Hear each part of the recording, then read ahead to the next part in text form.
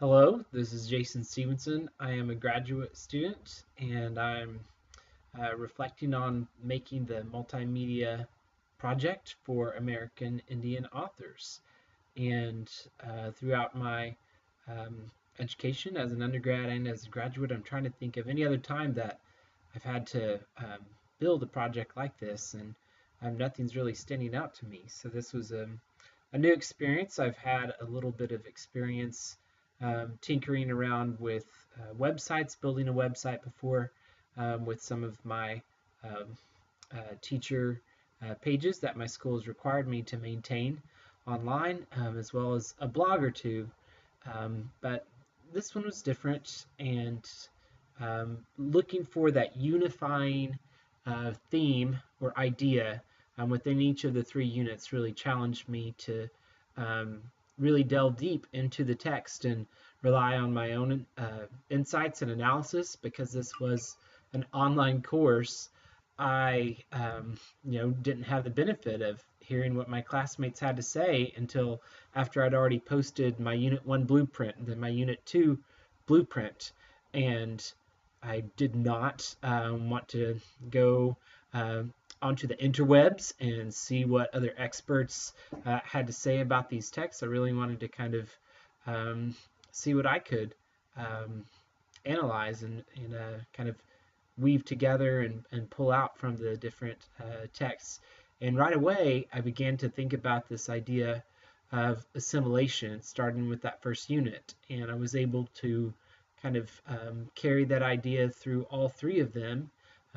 Initially, I thought I would look for different ideas in each of the three units, but that notion of um, American Indians choosing to assimilate, and more times than not choosing not to assimilate, or at least not fully assimilating into the dominant culture, popular culture, just it kept seeming to pop up in a lot of the texts that we read for the class. And so um, it was interesting to explore that idea. Um, I really used a lot of uh, of my own notations, used lots of different colors of pens and highlighters, and really tried to delve deep into the text by doing that. And so in building the website, I wanted to rely mainly on photographs of American Indians that would go along with each of the stories. I was able to successfully do that for the most part. I did just use a bologna sandwich on one of the stories that um, it played a crucial role, I thought. So I thought that was okay to do that. And for my introduction and conclusion to my website, I used some before and after pictures um, of American Indians before and after they had assimilated into America's dominant culture, and just kind of let those images speak for themselves.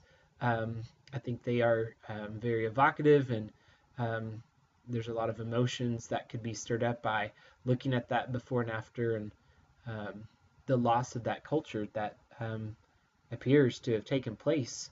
Um, so if I were to do this project all over again, um, I'm not sure what I'd do differently. I'd probably maybe I'd try looking for a different theme. I thought assimilation was very clever, and then once I posted the very first unit blueprint, I saw that quite a few of my other classmates had that same idea, and so maybe I would try looking for something a little bit more unique.